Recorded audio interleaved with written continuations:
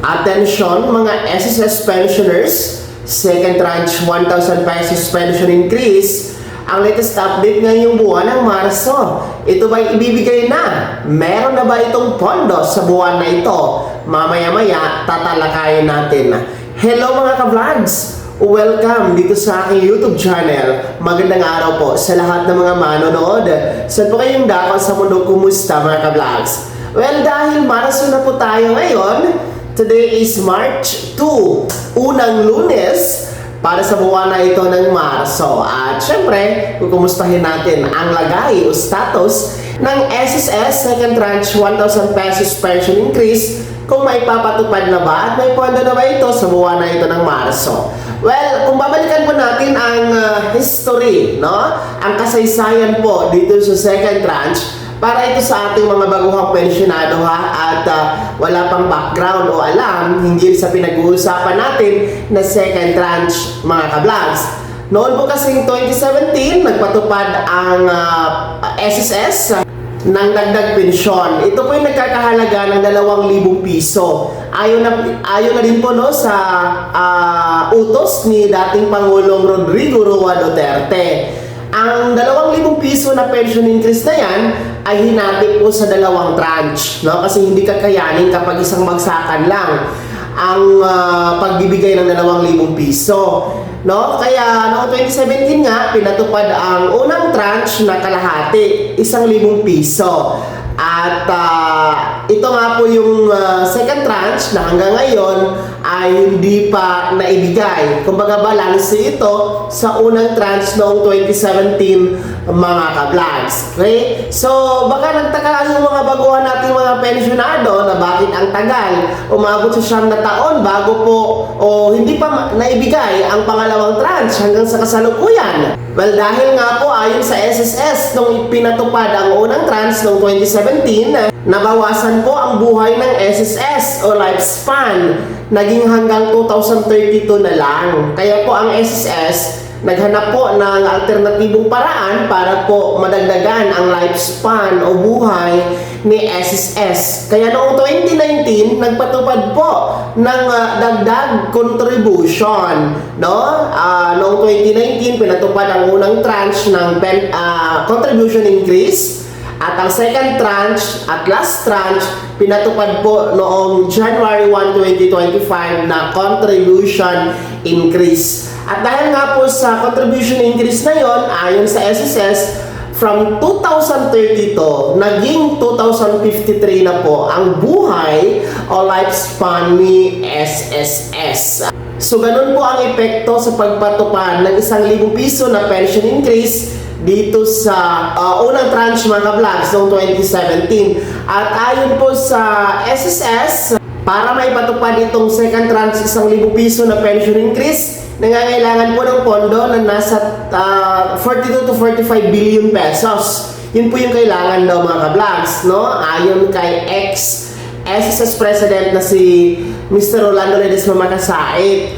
Kaya hanggang ngayon, hindi pa naipatupad ang pangalawang tranche na yan. Hanggang sa meron na tayong bagong SSS President na si Mr. Joseph De Claro. Ang kanya po kasing pinakahuling pahayag regarding the pension increase na second tranche ay wala talaga itong pondo at hindi kakayanin, no, sa pondo ni SSS dahil mababawasan ang buhay nga ni SSS katulad ng nangyari noong 2017. At isa yun sa iniiwasan ni SSS dahil baka kasi mamatay o bankrupt po ang SSS at hindi na maabutan ng susunod na mga henerasyon. So yun po yung huling pahayag niya. So in short, medyo malabo ang pagpapatupad sa ngayon sa second tranche 1,000 pesos pension increase. Kaya nga po, ang dating SSS President na si Mr.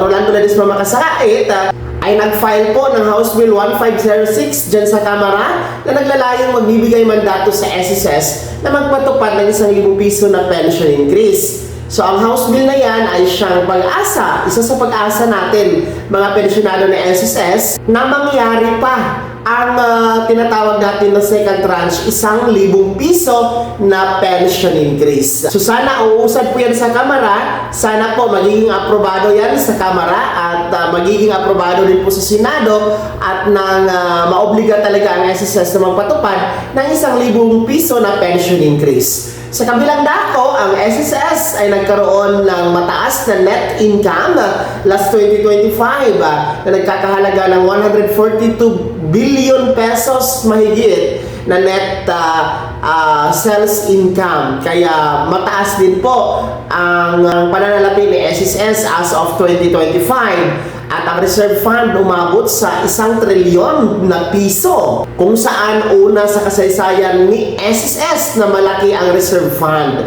So in short, no, mga kablags, kung titingnan natin ang mga numero, ay mukhang pwede naman po na maibigay ang second tranche 1,000 piso na pension increase, no? Nang sa ganun ay matuldukan na ang pag-aasam ng ating mga pensionado na may patupad na ito sa wakas dahil 9 na taon na po ang nakalipas simula ng first tranche last 2017. Hanggang ngayon, wala pa rin po ang second tranche. So sana may patupad na ito ni SSS, mga kablags. Kahit na meron tayong pension increase o dagdag na napatupad noong September 2025 at ngayon September 2026 at ang panghuli September 2027 under the SSS Pension Reform Program, no, yung 10% pension increase for retiree and total disability pensioners and 5% pension increase for survivor pensioners.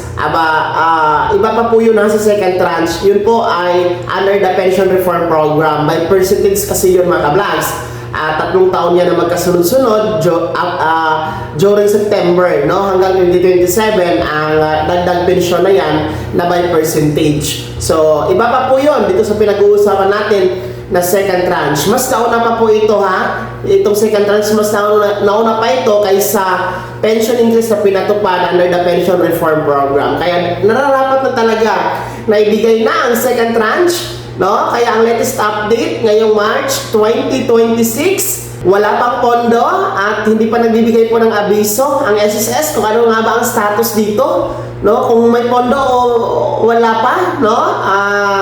May bibigay pa ba o hindi na? So, as of ngayong March 2026, sa buwan na ito, wala tayong aasahan na second tranche sa 1,000 piso na pension increase, mga SSS pensioners. Sana malinaw po yan sa inyo, mga kablags. Kaya naman, mga pensionado ng SSS, ano po yung comment attraction sa balitang ito, no? At ano ang inyong panawagan sa SSS dito sa pagpapatupad ng second tranche?